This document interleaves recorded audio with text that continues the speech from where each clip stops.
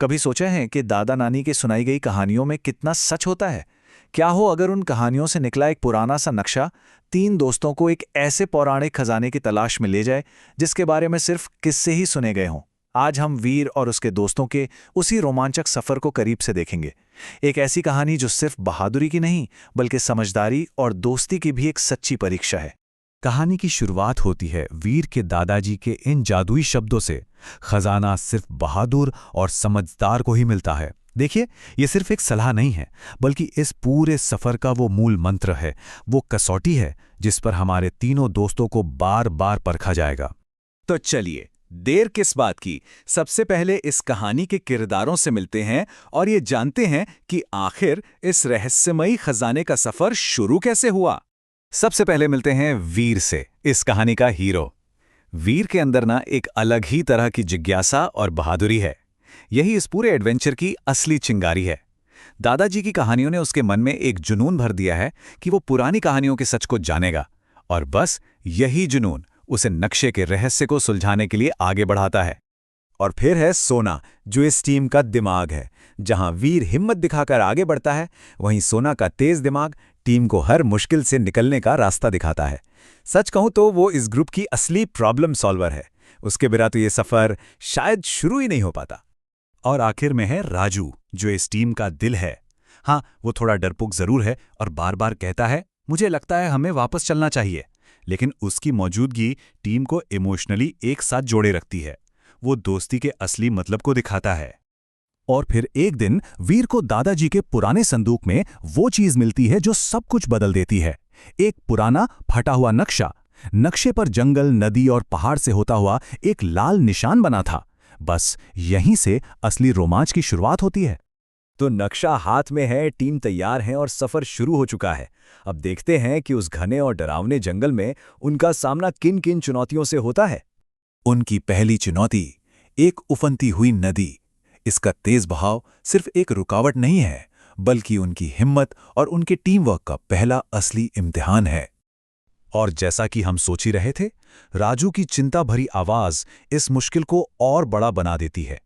अब क्या करेंगे? हम पार नहीं कर सकते। ये वो पहला पल है जहां उनकी हिम्मत डगमगाती हुई दिखती है। लेकिन यहीं पर सोना की सूझबूझ काम आती है।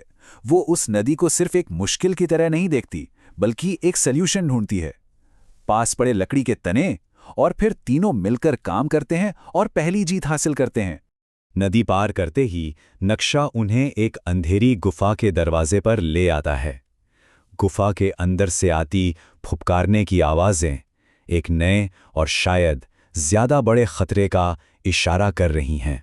राजू की आवाज में डर साफ छलकता है। अंदर जरूर कोई खतरनाक जानवर है, और ये डर बेवजह नहीं है, क्योंकि गुफा के अंदर खजाने का एक पहरेदार उनका इंतजार कर रहा था। यहाँ उनका सल्यूशन बहुत ही शानदार है। वो ताकत से नहीं, बल्कि दिमाग से काम लेते हैं। वीर का एक छोटा सा काम, खाने को दूर फेंकना, उन्हें बिना किसी लड़ाई झगड़े के आगे बढ़ने का मौका देता है। ये दिखाता है कि असली बहादुरी हमेशा लड़ने में ही नहीं होती। गुफा से निकलने के बाद अब वो अपनी आखिरी और सबसे कठिन फिजिकल चुनौती का सामना करते हैं। एक ऊंची, फिसलन भरी पहाड़ी जो उनके धीरज और दोस्ती दोनों को परखने वाली है।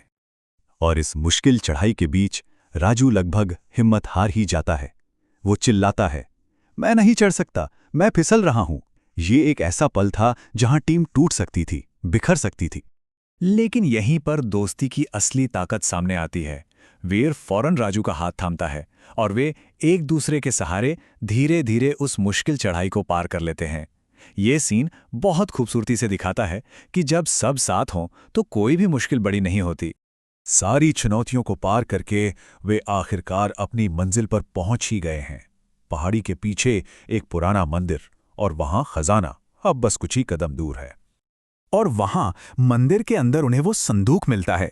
जैसे ही वीर उसे खोलता है, उनकी आंखें सोने, हीरे और कीमती गहनों की चमक से चौंधिया जाती हैं। सालों का सपना सच हो गया था, या शायद उन्हें बस ऐसा लगा। लेकिन कहानी में असली ट्विस्ट तो अब आता है। जैसे ही वो खजाना हासिल करते हैं, अचानक एक बूढ़े साधु प्रकट होते हैं और उनके सामने एक ऐसी चुनौती रखते हैं जो सोने चांदी से कहीं ज्यादा कीमती है। साधु उनसे एक बहुत ही महत्वपूर्ण सवाल पूछते हैं, क्या तुम इस खजाने को अपने लिए रखोगे या सबकी भलाई के लिए इस्तेमाल करोगे? ये सवाल खजाने की खोज को एक फिजिकल एडवेंचर से एक नैतिक परीक्षा में बदल देता है। अब समय है उस अंतिम फैसले का, जो ये बताएगा कि दादाजी के कहे शब्दों का और इस पूरे सफर का असली मतलब आखिर था क्या। यहाँ कहानी के दो पहलू बिल्कुल साफ दिखते हैं। एक तरफ है दुनियावी खजाना, सोने और हीरे, और दूसरी तरफ है असली खजाना, एक अच्छा दिल, सही सोच और अच्छे कर्म। और इन तीनों दोस्तों का फैसला ये दिखाता है कि उन्होंने असली दौलत को पहचान लिया है। वो उस खजाने से अपने गांव में स्कूल और अस्पताल बनवाते हैं, और कहानी का अंत होता है वीर के दादाजी के गर्व भरे शब्दों से, मुझे तुम पर गर्व है, तुमने साबित कर दिया कि असली खजाना सोना नहीं बल्कि अच्छे कर्म होते हैं। कहानी ठीक वहीं आकर पूरी होती है जहां से शुरू हुई थी। और ये कहानी हम सबको एक गहरे सवाल के साथ छोड़ जाती है कि अगर किसी को अपना असली खजाना चुनना हो तो वो क्या होगा। ये एक ऐसा सवाल है जिस पर सोचना बनता है।